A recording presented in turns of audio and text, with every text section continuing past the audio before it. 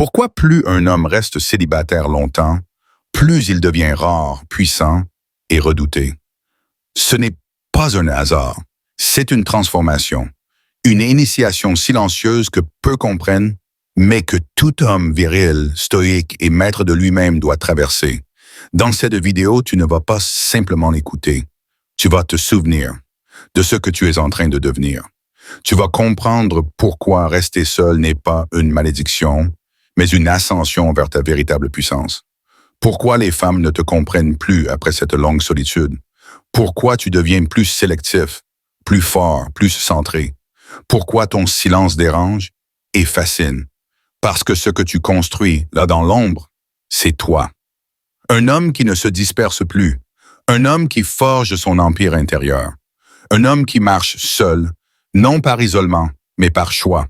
Ce que tu vas tirer de cette vidéo, une clarté brutale sur ton évolution intérieure, une compréhension silencieuse de ce que les femmes perçoivent chez toi, sans jamais te le dire.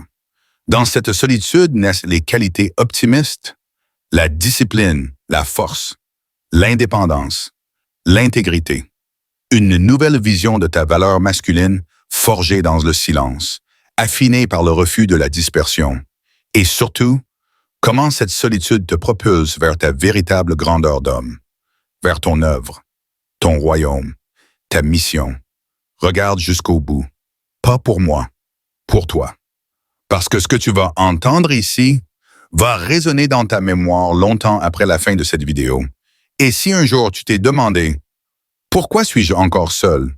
Alors sache-le, ce n'est pas une faiblesse, c'est le signal que tu es en train de forger un empire. La solitude prolongée forge la clarté mentale. Il y a un moment dans la vie d'un homme, un moment étrange, silencieux, inconfortable, un moment où, pour la première fois, il ne cherche plus à remplir le vide. Il commence à le regarder en face. Et c'est dans ce vide que naît la clarté mentale. Quand un homme reste célibataire longtemps, quelque chose de rare se produit. Il arrête de se fuir à travers les femmes. Il cesse de chercher des bras pour éteindre ses brûlures internes. Il ne remplit plus ses journées de conquête inutiles, ni ses nuits de plaisir éphémères. Il reste seul avec lui-même. Et pour la première fois de sa vie, il s'entend penser. Le bruit du monde contre le silence de l'esprit. Le monde moderne est une cacophonie. Les notifications, les réseaux, les attentes sociales, les dictats de la performance virile. Tu dois séduire. Tu dois avoir une copine. Tu dois être validé par l'amour d'une femme. Mais un homme optimiste, un homme qui reste seul longtemps, commence à se désintoxiquer de ce vacarme. Il commence à se réapproprier son esprit, son calme intérieur, son espace sacré. Quand il est seul, il ne joue plus de rôle. Il ne charme plus. Il ne séduit plus. Il observe. Et dans ce silence, il se passe quelque chose de magique. Il voit là où il s'est trahi pour plaire aux autres. Il commence à se reconstruire, non pas selon les critères du monde, mais selon une vérité intérieure. La clarté mentale ne naît pas du confort, elle naît de l'épreuve. Le célibat prolongé est une ascèse, un désert. Il y a des nuits où l'envie te prend, où tu veux céder, où tu veux texter ton ex, sortir chasser, te prouver que tu peux encore séduire. Mais si tu tiens, si tu résistes, si tu transformes cette pulsion en introspection, alors ton cerveau change, ta chimie intérieure s'élève, et tu deviens plus calme, plus lucide, plus souverain. Ce n'est pas la solitude qui t'a détruit, c'est elle qui t'a réveillé. Le regard de l'homme qui a vu le fond, les pommettes le remarquent immédiatement. Elles ne savent pas l'expliquer, mais elles le sentent. Il a ce regard, le regard de celui qui n'a plus peur d'être seul, celui qui a vu le fond, mais n'a pas coulé. Le regard d'un homme qui ne cherche plus à combler un vide, mais qui invite à le remplir, ensemble, sans dépendance, sans perte de dignité. Et c'est ce regard-là qui fait de toi un homme redoutable. Pas pour les femmes, mais pour le système qui voulait que tu restes enchaîné à ton besoin d'amour. L'optimiste contemple, il ne consomme pas. Dans cette solitude prolongée, tu deviens philosophe de ta propre existence. Tu n'es plus dans la course au plaisir. Tu es dans l'art de l'évaluation. Chaque pensée, chaque envie, chaque femme, chaque situation. Tu l'observes à travers le prisme de la vertu. Ce que je désire est-il bon? Ce que je convoite est-il juste? Suis-je libre de dire non? Ou est-ce une compulsion déguisée en volonté? C'est là que tu redeviens un homme, pas un animal réactif, pas un adolescent blessé en quête d'attention, mais un homme pleinement maître de ses impulsions. Et c'est cette clarté mentale que seule la solitude longue peut offrir. Tu reconstruis ta maison intérieure, brique par brique. Quand un homme reste longtemps célibataire, il cesse de vivre dans les maisons des autres. Il quitte les dépendances affectives. Il arrête de projeter sa valeur dans le regard d'une femme. Il commence à bâtir sa propre demeure intérieure. Pas une cabane d'ego, pas un bunker d'orgueil, mais un temple. Un lieu calme, solide, souverain. Et dans ce lieu, il ne laisse plus entrer n'importe qui. Les autres hommes ne comprendront pas. Beaucoup te jugeront. Certains diront que tu as peur des femmes, d'autres que tu es froid, distant, asocial, mais ils ne comprennent pas que tu n'as rien fui. Tu as choisi. Tu as choisi de ne plus vivre par défaut. Choisi de ne plus sacrifier ta paix intérieure pour une compagnie toxique. Tu n'es pas devenu un solitaire misanthrope. Tu es devenu un moine du monde moderne, un guerrier silencieux, un homme que rien ne peut acheter ni distraire. Et dans un monde saturé de bruit, l'homme qui choisit le silence devient immédiatement dangereux. Et maintenant, tu lis ces lignes. Peut-être que tu ressens un écho. Peut-être que tu sens ce message vibrer en toi. Alors écoute-moi bien, ta solitude n'est pas un échec. C'est une opportunité sacrée. Ne la remplis pas trop vite. Ne cherche pas à l'étouffer. Écoute-la, traverse-la et laisse-la te transformer, car c'est dans ce vide que ton esprit s'aligne, que ton cœur s'élève et que ton énergie change de fréquence. Toi, l'homme optimiste, dis-moi en commentaire, qu'est-ce que la solitude a révélé en toi? Quelle clarté as-tu gagné dans cette traversée? Je te lis avec respect et je te réponds dès que possible. L'homme devient autosuffisant et donc plus difficile à contrôler. Il y a un point de rupture dans le célibat prolongé, un point que la majorité des hommes n'atteignent jamais parce qu'il fait peur, parce qu'il isole, parce qu'il remet trop de choses en question. Mais quand tu franchis ce cap, tu ne cherches plus à être aimé, tu cherches à être vrai. Et là, tu deviens dangereux, pas pour les autres, mais pour ceux qui ne supportent pas un homme qu'on ne peut plus manipuler. L'homme qui n'a plus besoin devient inébranlable. La majorité des hommes vivent dans un état de faim émotionnelle constante. Besoin de validation féminine, besoin d'attention, besoin d'une copine pour se sentir suffisant, besoin de sexe pour se prouver qu'ils existent encore. Mais l'homme stoïque, lui, il a traversé cette faim. Il a connu la soif, l'abstinence, les soirées sans message, sans regard, sans chaleur. Et pourtant, il s'est relevé plus fort, parce qu'il a compris une chose essentielle. La liberté commence là où le besoin s'éteint. Quand tu n'as plus besoin d'être validé, quand tu n'as plus besoin d'être rassuré, quand tu n'as plus besoin d'une femme pour respirer, tu deviens libre, et donc incorruptible. Il reconstruit sa propre source de plaisir, sa propre source de puissance. Quand tu es seul pendant longtemps, tu réalises que tu peux te nourrir de toi-même. Tu n'as plus besoin de quelqu'un pour remplir ton agenda. Tu n'as plus besoin d'une relation pour t'endormir paisiblement. Tu apprends à créer ton propre rythme, ta propre paix, ta propre joie. Et là, tu goûtes quelque chose que la majorité des hommes ne connaîtront jamais. L'autosuffisance mentale, c'est quand tu te lèves et que tu n'attends rien de personne. Quand tu avances sans chercher d'applaudissements. Quand tu construis, même si personne ne regarde. Quand tu brilles sans projecteur, et ça fait peur à la société. L'homme autosuffisant devient un électron libre. Et toi, tu es devenu un électron libre. Tu ne rentres plus dans la case du bon petit copain. Tu ne réagis plus aux stimulations émotionnelles des femmes instables. Tu ne joues plus au jeu des promesses sentimentales et des manipulations affectives. Tu es hors marché. Et pour beaucoup, c'est intolérable. Parce que tout le système est bâti sur le besoin. Besoin d'amour, besoin de sexe, besoin d'un statut, besoin de plaire. Mais toi, tu t'es élevé au-dessus de cette dépendance. Et désormais, tu observes ce cirque comme un philosophe observe le feu. L'homme optimiste devient sélectif, pas par arrogance, mais par clarté.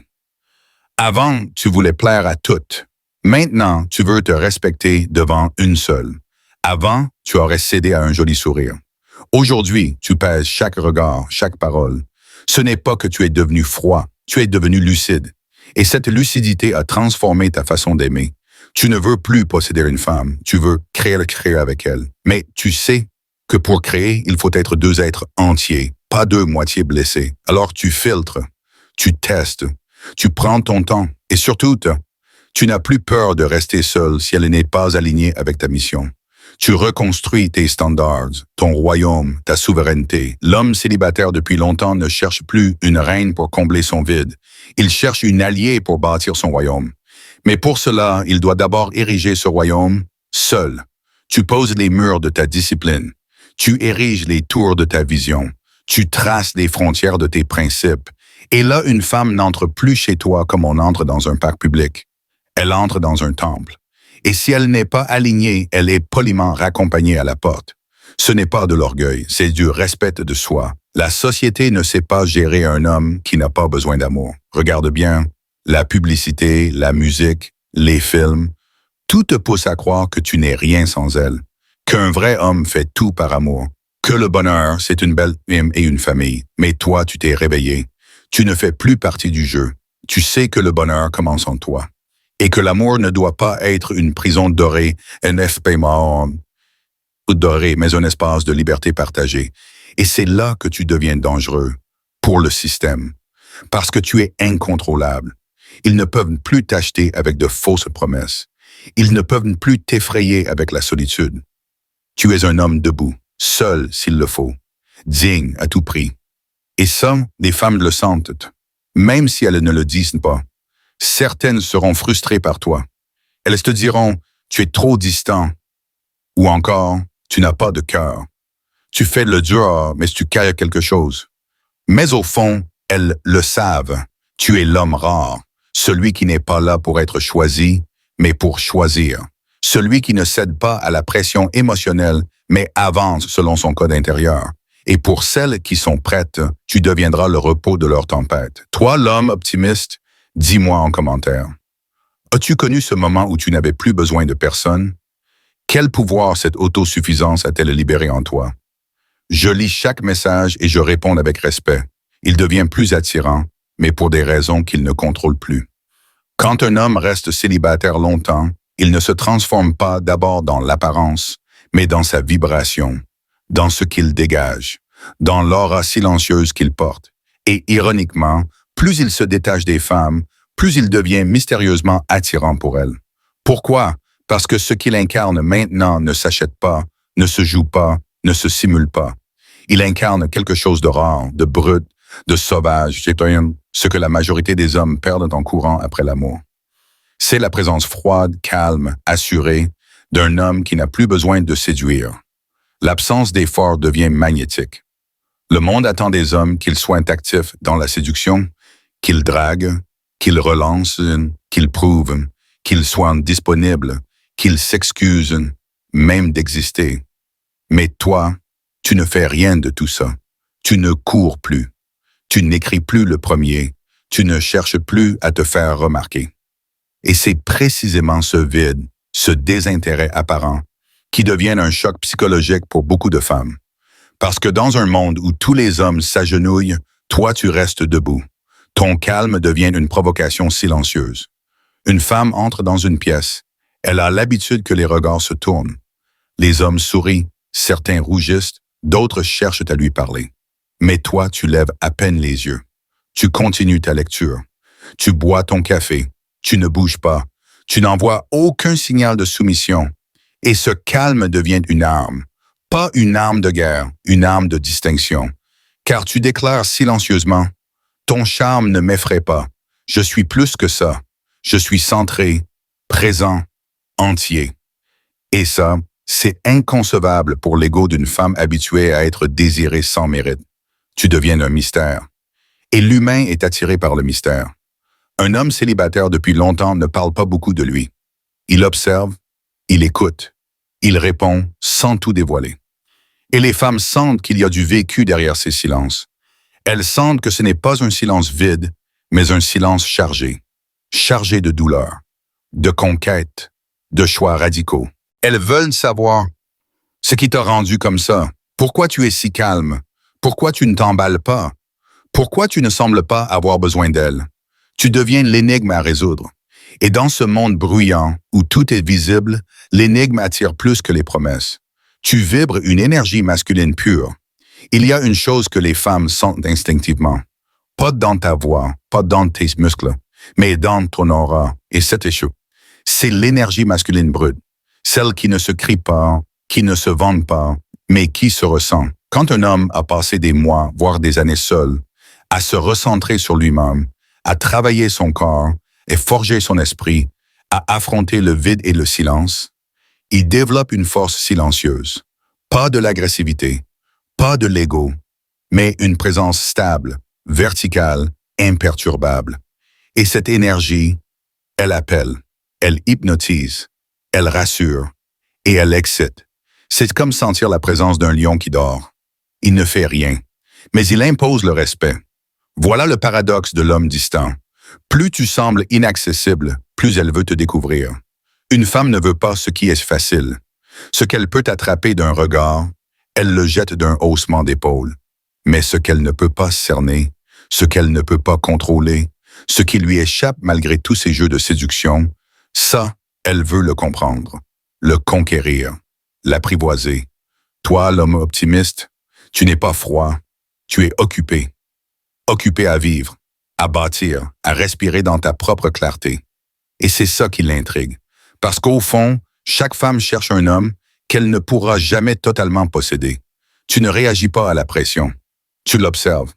Les femmes testent, c'est leur nature. Elles envoient des signaux contradictoires. Elles attendent des réactions. Mais toi, l'homme qui a vécu seul, tu ne réagis plus comme un gamin qui a peur de perdre. Tu observes. Tu laisses passer les émotions. Tu ne te justifies pas. Tu ne fuis pas. Tu incarnes la solidité. Et cette solidité crée un contraste brutal avec tous les autres hommes qui surréagissent, qui pleurent, qui mendient. Tu deviens l'épreuve ultime, le miroir dans lequel une femme découvre. Si elle-même est digne de ta paix, elle sent que si elle t'a, ce sera par mérite, pas par pitié. Tu n'offres plus ton temps comme un mendiant. Tu ne donnes plus ton énergie pour gagner une femme. Tu attends, tu filtres, tu observes. Et si une femme te rejoint, ce n'est pas parce qu'elle a séduit d'un homme vide, mais parce qu'elle a mérité un homme plein, plein de principes, plein de discipline, plein d'amour silencieux, plein de clarté. Tu n'aimes plus par besoin, tu aimes par choix. Et c'est ce choix qui te rend dangereusement attirant. Plus un homme s'élève seul, plus il attire sans jamais le chercher. C'est là tout le paradoxe. Quand tu veux séduire, tu te vides. Quand tu veux plaire, tu t'oublies. Quand tu veux être choisi, tu te perds. Mais quand tu t'élèves seul, quand tu restes centré, discipliné, lucide, quand tu cultives le calme, le silence, la rigueur, alors, sans jamais chercher à séduire, tu deviens l'incarnation vivante de l'attirance masculine. Tu es le rocher dans l'océan. Tu es l'ombre fraîche dans le désert.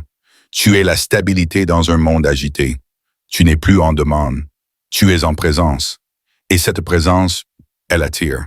Parce qu'elle ne ment pas. Parce qu'elle ne s'achète pas. Parce qu'elle impose sans bruit et inspire sans effort. Toi, l'homme optimiste, dis-moi en commentaire, as-tu déjà remarqué qu'en te détachant, tu attires davantage? Qu'est-ce qui, selon toi, rend un homme irrésistible dans son silence? Je te lis. Et je réponds dès que possible. Toujours avec respect, il devient plus difficile à aimer. Et c'est exactement ce qu'il faut. Plus un homme reste célibataire longtemps, plus il devient difficile à aimer. Et ça, c'est une vérité que peu de femmes acceptent. Mais c'est une bénédiction que peu d'hommes comprennent. Ce n'est pas qu'il devient froid. Ce n'est pas qu'il rejette l'amour. C'est qu'il évolue. Il ne cherche plus l'amour comme un mendiant affamé. Il ne le mendie plus comme un adolescent blessé. Il ne le confond plus avec l'attachement, la passion ou la validation. Il est passé de la dépendance à la clarté, de la peur d'être seul alors d'être seul. Et cette transformation le rend plus difficile à atteindre, plus exigeant, plus affûté, plus dangereux. Pour toutes celles qui n'ont pas fait ce même travail intérieur, il devient un mur. un mur pour les femmes blessées. Un homme célibataire depuis longtemps a appris à vivre avec ses douleurs. Il ne fuit plus ses blessures. Il ne les projette plus. Il les regarde, il les maîtrise, il les transcende. Et parce qu'il est passé par ce feu intérieur, il ne laisse plus une femme entrer dans sa vie avec son chaos à la main. Il reconnaît les jeux, il reconnaît les manipulations douces, il reconnaît l'émotion qu'elle veut contrôler, l'arme à l'appui, et il dit non. Non par froideur, mais par lucidité. Il ne veut pas réparer une femme. Il ne veut pas la sauver. Il veut une femme qui s'est déjà réparée elle-même. Une femme qui n'attend pas d'un homme qu'il soit un médicament affectif. Et ça le rend infranchissable pour toutes celles qui cherchent à combler un vide. Il pense, il filtre, il refuse. La majorité des hommes entrent dans une relation pour fuir la solitude. Mais l'homme optimiste, lui, y entre par choix. Il ne veut plus juste une belle femme, il veut une femme belle et stable, charmante et silencieuse, douce et profonde, libre et engagée. Et pour trouver ça, il filtre, il teste, il prend son temps. Il laisse passer des mois sans s'attacher, il observe. Il a échangé la rapidité du flirt contre la rigueur de la sélection. Et cette rigueur dérange. Parce que beaucoup de femmes n'ont jamais été sélectionnées. Elles ont été choisies souvent en quelques jours, quelques heures, parfois quelques likes. Mais lui, l'homme resté longtemps seul, ne se vend pas. Il exige. Et cela fait de lui soit un mystère frustrant, soit une bénédiction rare. Il impose son monde intérieur. Et seules celles qui ont traversé leur propre flamme peuvent y entrer.